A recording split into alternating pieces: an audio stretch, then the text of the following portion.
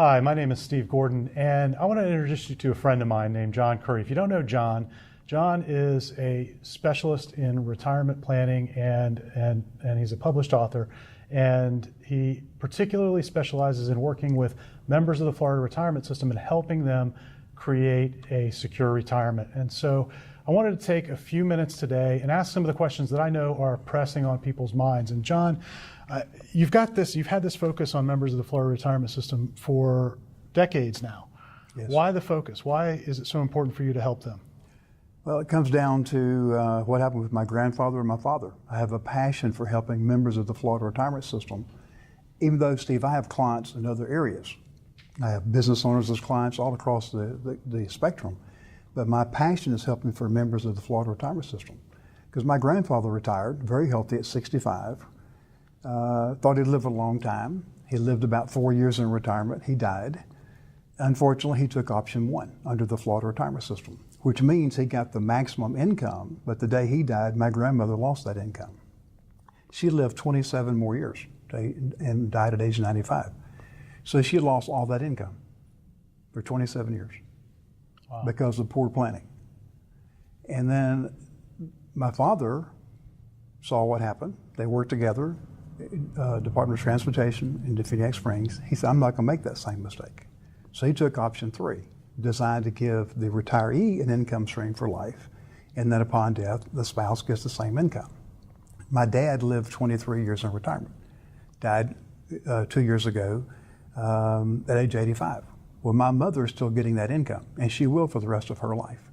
But the price he paid was he gave up literally tens of thousands of dollars of income they could have used. Now, they're doing okay. They did fine between Social Security, pension. They were doing great. But they could have used more. And proper planning for both men, they could have done a better job. So you've worked with people kind of across the spectrum. Why is it's so important for people to focus on their retirement planning and particularly their income planning as they go into retirement? Well, most people today do not have what we call a defined benefit pension plan like members of the Florida retirement system do. And members of the Florida retirement system sometimes get a little bit lazy because they say, I've got this guaranteed pension, plus I've got Social Security, I don't need anything else. And they're wrong. Because you have money in IRAs, deferred compensation. Many people watching this will have money in something called a drop program. What do you do with all that money? What do you do with it? Where do you invest it? Do you put it in the stock market? Do you put it in CDs? Do you put it in money market funds? Because how do you make that last you for the rest of your life?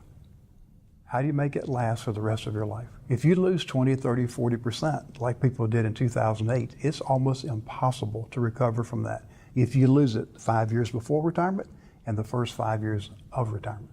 I imagine it's really confusing for people with all the options that they've got to really navigate through. And it's confusing for the advisor too. Right.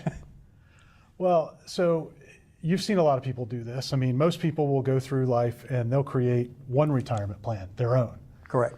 You do this every day. You've worked with thousands of people. You've seen thousands of plans. Yes. Why do you believe some people are successful at retirement and creating that plan and others aren't? It's going to be oversimplified, but you really want the answer? Yeah, I do. One word, planning. The people who take time to plan today, they first organize and identify what they've got, what's working, identify what's not working, and they go to work on fixing the things that are not working. It's called planning. Planning in advance, meaning how do you coordinate your pension plan with Social Security? When do you take Social Security? What about Medicare? What's the impact of health care in retirement? Addressing all of these things. Most people don't do it. They simply don't do it. They talk about it, but they will not sit down and do the hard work of planning. You talk about it in terms of hard work. Why is it such hard work? What's difficult about it, and how can it be made a little bit easier? Well, first of all, let me ask you a question. Do you want to think about dying? Not most days, no. Do you want to think about becoming disabled and needing long-term care? No, I think most people want to put off thinking about those things. Do you want to think about losing 30, 40% when the stock market crashes? That's going to happen. Haven't we already lived through that? It's going to happen again. The question is when. It goes in cycles. So you see, people don't want to face the reality. They don't want to deal with the problem. And they need someone like me or someone like me who will say, wait a minute, I have a proven process that's been tested with thousands of people over the years. We can help you with that. It's not as overwhelming as you think if you have a coach. It's an interesting term you use, coach. Yes. I think I'm more of a coach than a planner. So most people know what needs to be done. Mm-hmm. They need someone to help manage their behavior to make sure they take the action necessary to get it done. So if you're someone's coach, if somebody's watching this and you're their coach, Yeah. what's your number one piece of advice for them? Get started. Get started. Sit down with someone that you like, respect, and can trust, and tell them what you're trying to accomplish, and deal with someone who has a specialty in retirement income planning. Not just selling stocks, bonds, mutual funds, annuities, life insurance. You can buy that anywhere. You go online and buy the products. Products are the least important. Number one step is planning. I want to say that again, because I think it's so easy to get focused on where should I invest my money, or do I need to buy this financial product or that. To say that, I think that's an important point. Product is least important. I tell everyone who sits with me, you come in for a first consultation, there's no charge. Then I tell people, if we work together, there will be a fee. Why do I charge a fee? Number one, you should have skin in the game, because now you're committed. But also, I don't want pressure of having to sell you a product so I get paid. And you don't want the pressure of having to buy a product, do you? No. So if you pay a fee, and I do the work, I do the planning, there's really only 4 things you can do at the end. You can, number one, do nothing, ignore it. Number 2, do it all by yourself. Number 3, take it to another advisor. Or number 4, work with me, John Curry, and my team. I have a full-time team that supports me. And I have advisors across the country that do work also. Now, John, we've gotten a whole host of questions around this topic. And I'm going to ask you just a few of them because I think they'll help people watching. Okay. And the first one is around Social Security. And the big question that I think people have is, when should I take Social Security? There's options on when they can take it. What's the prime age people should take Social Security? That's a tough question, because I do seminars where the entire hour and a half is just on Social Security. Some people are being told take it at age 62, the earliest you can take it. Some are being told take it at your full retirement age. Mm-hmm. For anyone who's born after 1955, that would be 67. Prior to that would be 66 and maybe 2 months, 6 months, whatever. Some people are being told wait until age 70 to collect the maximum benefit, because from full retirement age, let's say 66 to 70, you get an 8% increase each year you delay it. However, what if you are not healthy? Maybe you should take the money immediately because you want the income today.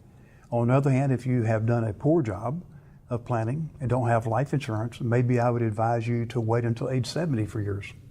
Why? Because when you die, the widow's benefit in your case, or the widower's benefit, would be greater.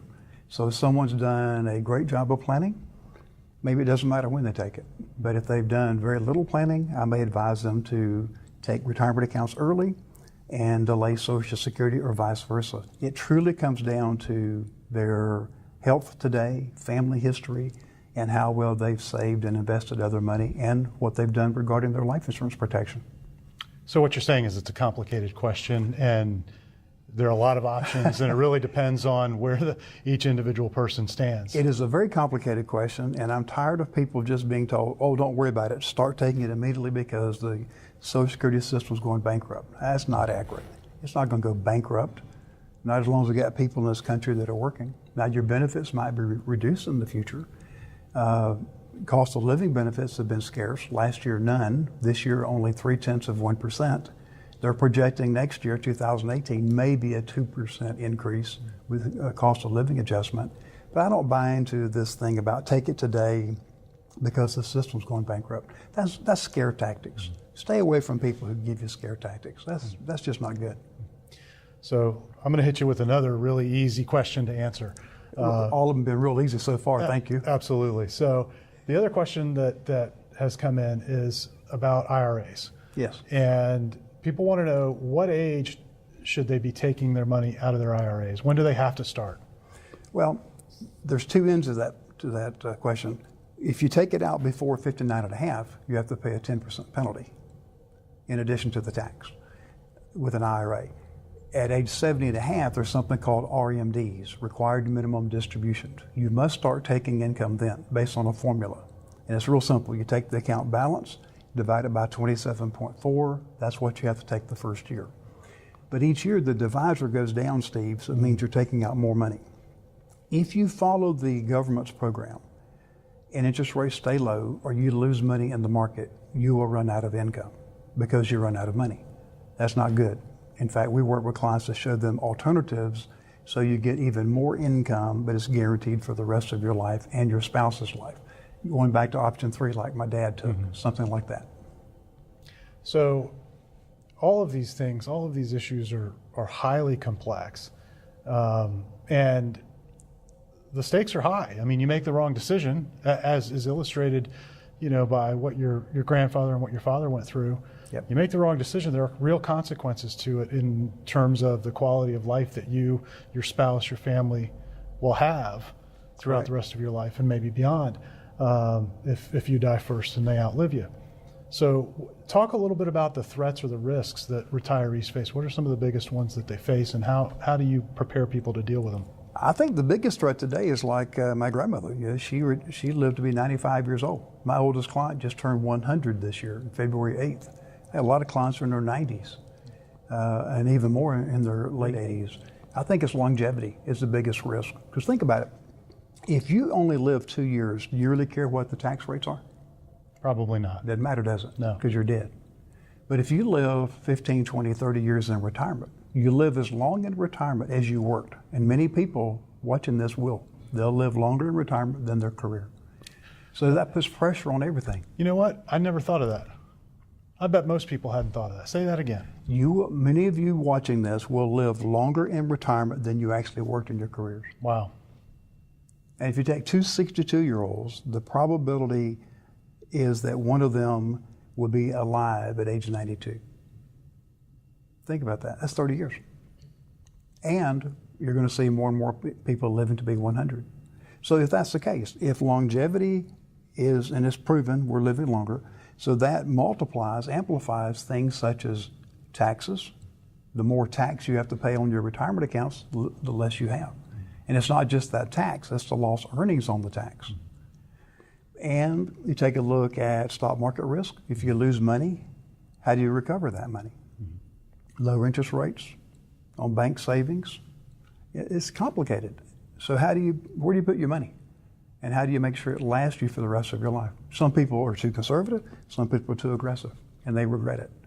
But what if you live a long time and you did not do good tax planning, and now you're paying all this tax because you were told that when you retire, you had been in a lower tax bracket. So taxes are a risk also. And think about this, man. If you have a mortgage on your home, you buy a house for $200,000, you got a $150,000 mortgage. Can they raise the mortgage? Not the last time I checked. No, it stays the same or goes down as you make payments, right? Well, see, think of this. Your IRA has a mortgage on it. IRS holds a mortgage on your IRA. What do you mean? You owe tax on it. Let's say you get the same $200,000 in an IRA, 30% tax bracket today. If you close it down, you have to pay $60,000 in taxes, right? 30% of 200. But if Congress raises the tax rates back to 40%, 50%, now haven't they increased the mortgage on your asset? People don't think of it that way. And tell me how our tax rates could go down with all the stuff we're dealing with. President Reagan pushed Congress back in the 80s to drop the tax rates from 50% down to 28. Where is it now? It's back to 39.6. That is a real cost factor for us in retirement. But yet we're all being told, defer as much as you can because when you retire, you will be in a lower tax bracket. I'm not seeing that. My clients are not in the lower bracket. They're the same, if not higher. What are some of the other threats people are facing? Healthcare. Some people would tell you healthcare is their number one concern. Others say living so long they run out of money. But the two biggies are living too long and also healthcare. Healthcare is very expensive. On the average, greater than 5% increase each year. We're told inflation's around 1%. Healthcare costs are much more. Some people will tell you 5, some people say as much as 7 in the healthcare industry. And I imagine all the more reason that planning your income for the rest of your life is so critical. Because if you don't plan that, how are you going to pay for your health care? And making sure that you're properly insured. You know, for most people, their primary medical coverage when they retire would be Medicare. but they may have supplemental plans. What else? Anything else that folks should be paying attention to? Well, we could go on for hours. I mean, my seminars are an hour and a half to 3 hours. Well, But I'd say you've hit the high points. And I think you make a good point there. And so for those of you who are watching, John's a published author. He's got a great book called Preparing for a Secure Retirement. And he puts on seminars regularly where you dive into these issues and spend, an hour to 90 minutes with folks in the room and answer lots of questions and really get into a lot of detail with it. And certainly the book gives everybody a really good deep dive into these things and can answer their questions. And if you'd like a copy of the book, John's made them available. You can go to his website, johnhcurry.com/infokit, INFOKIT. That's johnhcurry.com/infokit and get the book. And Or they could go to Amazon and just pay for it. or they could go to Amazon, but he'll send you one for free if you go to johnhcurry.com/infokit. John, it's been great talking with you. I know these are important questions that people have on their minds, so thanks for taking some time and answering them. It's a pleasure. Thank you.